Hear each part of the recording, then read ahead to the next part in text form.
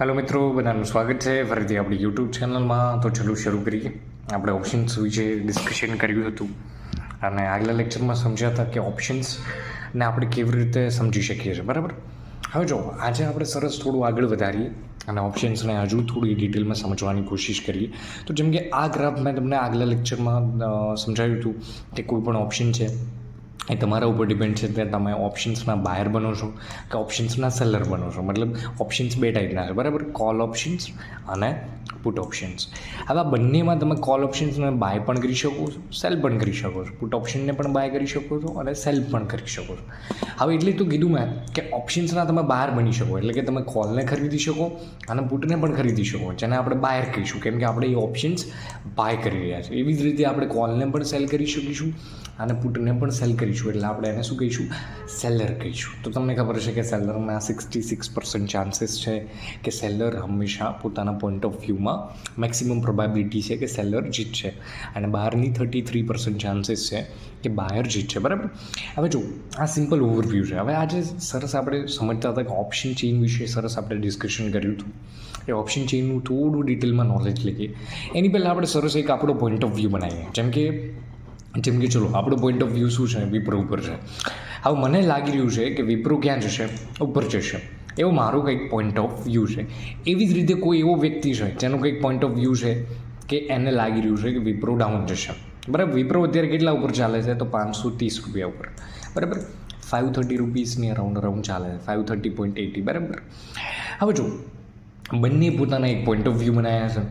હરેક વ્યક્તિના point of view different હશે. હું આગલા લેક્ચરમાં પણ આપણે કીધું હતું કે કોઈ પણ વ્યક્તિના પોઈન્ટ ઓફ વ્યૂ સેમ ના હોઈ શકે, બરાબર. બધાના પોઈન્ટ ઓફ વ્યૂ અલગ જ હશે અને હરેક પ્રાઇસ પોઈન્ટ ઉપર કોઈકને એવું જ લાગશે કે માર્કેટ ઉપર જશે, કોઈને એવું લાગશે કે માર્કેટ નીચે જશે, બરાબર. તો એક પોઈન્ટ ઓફ વ્યૂ બનાવ્યા પછી આ પોઈન્ટ ઓફ વ્યૂને ટ્રેડ કરવા માટે તમારી જોડે મલ્ટિપલ ઓપ્શન છે, જેમ કે સ્પોટ માર્કેટ છે, ફ્યુચર છે, ઓપ્શન છે. હવે આ ત્રણેય ઇન્સ્ટ્રુમેન્ટમાંથી તમે કયો યુઝ કરો છો તમારા ઉપર ડિપેન્ડ છે, બરાબર. તમે ડિસિઝન લીધું છે કે મારે ઓપ્શન્સમાં ઓપ્શન્સમાં ટ્રેડ કરવું છે, તો તમને ખબર છે કે ઓપ્શન્સમાં ટ્રેડ કરવા માટે સૌથી પહેલું તમારું શું કામ હોવું જોઈએ? તો સૌથી પહેલું તમે સ્ટ્રાઇક પ્રાઇસનું સિલેક્શન કરશો, એટલે કે તમે એક સ્ટ્રાઇક પ્રાઇસ સિલેક્ટ કરશો. પછી સેકન્ડ કામ શું છે કે સ્ટ્રાઇક પ્રાઇસને સિલેક્ટ કરવા માટે તમારે ઓપ્શન ચેન્જ જોવી પડશે. તો ઓપ્શન ચેન્જ જોવા માટે સિમ્પલી તમે ગૂગલ ઉપર સર્ચ કરશો કે ભાઈ વિપ્રોની ઓપ્શન ચેઇન, તો અહીંયા વિપ્રોની ઓપ્શન ચેઇન લખશો એટલે તમારી જોડે NSCની વેબસાઇટ આવી જશે, જ્યાં તમારી ઓપ્શન ચેઇન અહીંયા તમે ક્લિક કરશો એટલે ઓપ્શન ચેઇન ખુલી જશે. જેમ કે આપણે થોડું સ્ટ્રાઇક ઓપ્શન ચેઇનનું ડિસ્કશન કર્યું હતું, જેમાં શું હતું કે સ્ટ્રાઇક પ્રાઇસ હતી, બરાબર. લેફ્ટ પોર્શનમાં કોલ ઓપ્શન્સની LTP હતી, રાઇટ સાઈડમાં પુટ ઓપ્શન્સની LTP હતી, બરાબર.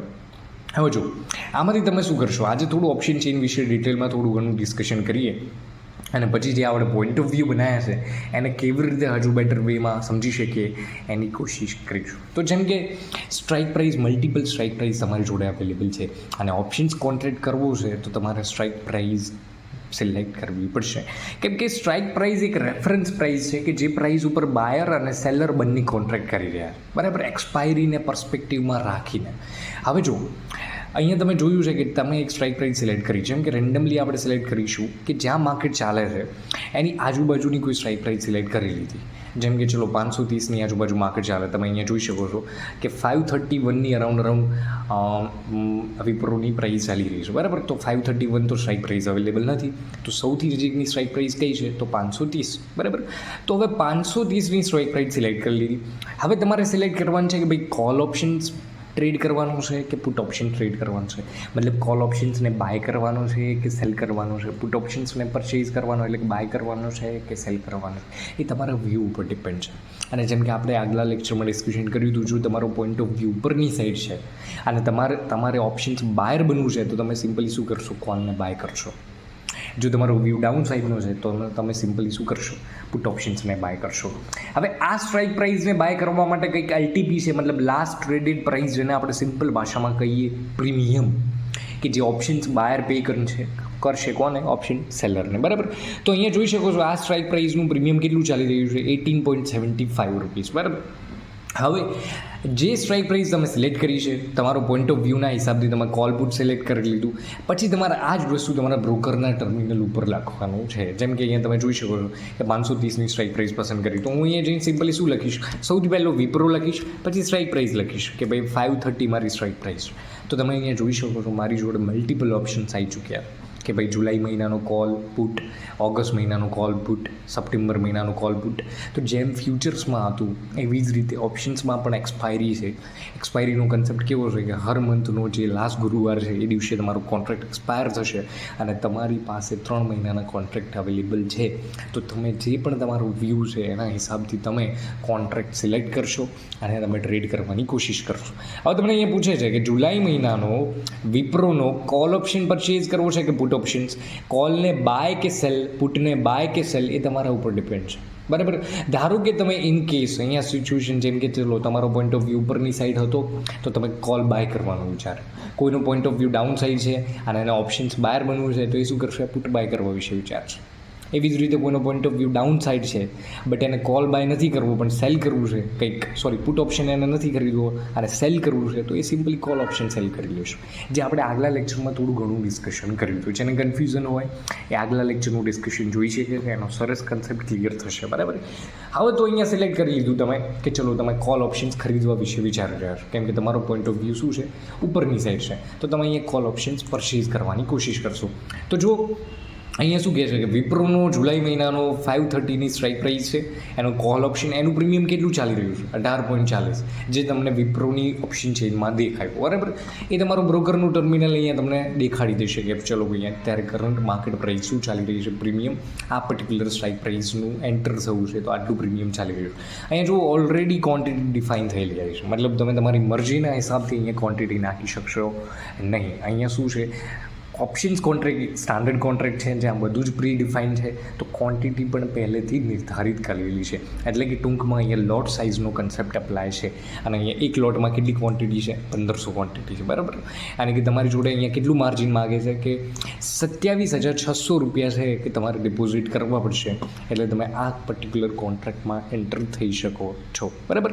હવે તમે અહીંયા જોઈ શકો છો કે અહીંયા કેલ્ક્યુલેશન કેવી રીતે કરી છે, 530 ગુણ્યા 1500 ના, આપણે શું પરચેઝ કરી રહ્યા છીએ, ઓપ્શન્સનું પ્રીમિયમ. તો 1500 ગુણ્યા 18.35 ઇઝ ઇક્વલ ટુ 27,600 રૂપીસ.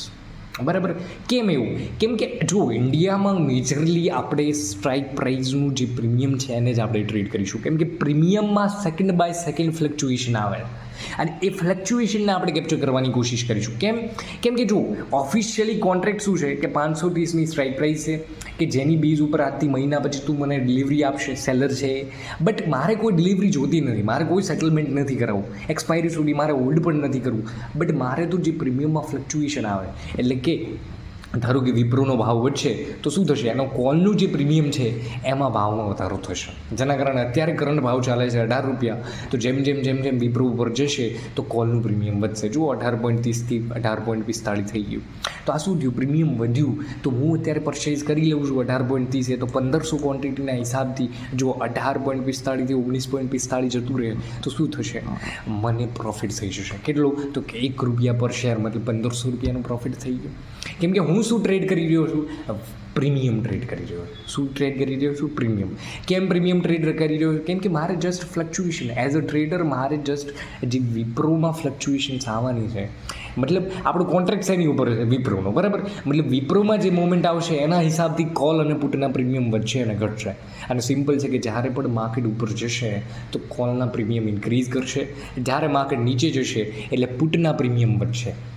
હવે તમને ખબર છે કે જો માર્કેટ નીચે જતું હોય અને પુટના પ્રીમિયમ વધતા હોય તો એ ટાઈમે કોલના ઘટતા હશે. કેમ કે માર્કેટ ડાઉન સાઈડ જઈ રહ્યું છે. એવી જ રીતે જ્યારે માર્કેટ ઉપર જઈ રહ્યું છે અને કોલના પ્રીમિયમ વધી રહ્યા છે તો ડેફિનેટલી છે કે પુટના પ્રીમિયમ ઘટશે. કેમ કે બંને તો એક સાથે વધી ના શકે, કોલ ને પુટના. એક વધશે તો એક ઘટશે, એક ઘટશે તો બીજો વધશે. સિમ્પલ છે. બરાબર.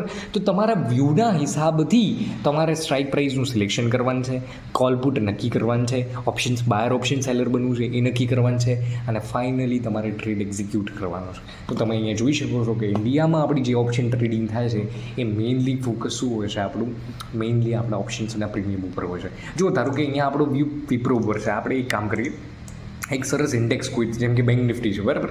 આ બેંક નિફ્ટી ઇન્ડેક્સ છે, એને પણ એના ઉપર પણ તમે તમારો પોઈન્ટ ઓફ વ્યૂ બનાવી શકો છો. જેમ કે ચલો તમને એવું લાગે છે માર્કેટ ઉપર જશે, તો તમે શું કરશો, સિમ્પલી સ્ટ્રાઇક પ્રાઇસનું સિલેક્શન કરશો, તમે ઓપ્શન ચેન્જ જોશો અને સ્ટ્રાઇક પ્રાઇસ તમે સિલેક્ટ કરી લીધી, જેમ કે 52,000 અવેલેબલ છે, તો અહીંયા સિમ્પલી લખશો શું કે ભાઈ 52,000 સ્ટ્રાઇક પ્રાઇસ લખશો. પછી શું લખશો, સ્પેસ છોડીને બેંક નિફ્ટી લખશો કે ભાઈ કોની 52,000, બરાબર. તો બેંક નિફ્ટી લખશો, તો અહીંયા મલ્ટિપલ એક્સપાયરી છે. હવે જુઓ અહીંયા તમારું ઇન્ડેક્સ છે એટલે તમને અહીંયા વીકલી એક્સપાયરી જોવા મળશે, કેમ કે સ્ટોક હશે તો એમાં મંથલી એક્સપાયરી જોવા મળશે. જ્યારે ઇન્ડેક્સમાં તમારે હરેક વીકમાં એક્સપાયરી હોય છે, એટલે કે એક મહિનામાં 4 એક્સપાયરી હોય, હરેક બુધવારે બેંક નિફ્ટીની એક્સપાયરી હશે, અલગ અલગ ઇન્ડેક્સની અલગ અલગ એક્સપાયરી છે. એ તમારું બ્રોકર જ્યારે તમે સર્ચ કરશો એટલે તમને એની ઇન્ફોર્મેશન મળી જશે. તો અહીંયા જસ્ટ તમને પૂછે છે કે ભાઈ 3 જુલાઈનો એટલે કે રિસન્ટ એક્સપાયરી 3 જુલાઈએ છે, તો એ કોલ ઓપ્શન તમારે બાય કરવો છે કે સેલ કરવો. તો હું સિમ્પલી મારું વ્યૂ જો અપવાર્ડ ડાયરેક્શનનું છે તો હું બાય કરવાની કોશિશ કરીશ. તો અહીંયા શું કરીશ, જો પ્રીમિયમ ચાલી રહ્યું છે કેટલું, 711 રૂપિયા, 714 રૂપિયા, જો ફ્લક્ચ્યુએટ કરી રહ્યું છે સેકન્ડ બાય સેકન્ડ 715. હવે તમે ઇમેજિન કરો સિચ્યુએશન કે 714 ઉપર મેં પરચેઝ કરી લીધું છે અને અહીંયા મારી ક્વોન્ટિટી 15ની જગ્યાએ 1500 ક્વોન્ટિટી છે, મતલબ 100 લોટ છે મારી જોડે, બરાબર. હવે 714 ઉપર મેં ખરીદ્યું છે, 2 રૂપિયા 10 રૂપિયા જો 4-5 રૂપિયા ડાઉન જતું રહ્યું છે, તો એટલો મને લોસ ફેસ થશે. એની જગ્યાએ જો ભાવ વધે છે તો મારું એટલું પ્રોફિટ થઈ જશે. તો પ્રીમિયમમાં સેકન્ડ બાય સેકન્ડ ફ્લક્ચ્યુએશન, જો પ્રીમિયમ વધી ગયું, કેમ વધ્યું, કેમ કે બેંક નિફ્ટી ઉપર જઈ રહ્યું છે. જ્યારે પણ બેંક નિફ્ટી ઉપર જશે તો એના કોલ ઓપ્શનના પ્રીમિયમ વધશે અને એટ અ ટાઈમ પુટ ઓપ્શનના પ્રીમિયમ ઘટશે. તો મને લાગી રહી છે કે બેંક નિફ્ટી ઉપર જશે તો હું સિમ્પલી એના કોલ પરચેઝ કરી લઈશ, જેના કારણે શું થશે, મને ખબર છે કે કોલ ઉપર મતલબ બેંક નિફ્ટી ઉપર જશે તો કોલના પ્રીમિયમ વધશે, બરાબર. અત્યારે બેંક નિફ્ટી ચાલી રહી છે 52,570ની અરાઉન્ડ રહો, તો મતલબ અત્યારે પ્રીમિયમ ચાલી રહ્યું છે 714 715ની અરાઉન્ડ રહો. તો જેમ બેંક નિફ્ટી ઉપર જશે એમ ઓપ્શનના પ્રીમિયમ વધશે.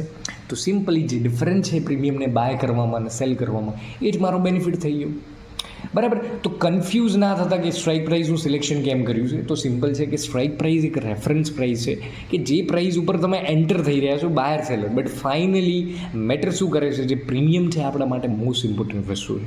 પ્રીમિયમમાં જે ફ્લક્ચ્યુએશન આવે છે એ આપણે કેપ્ચર કરવાની કોશિશ કરવાની છે.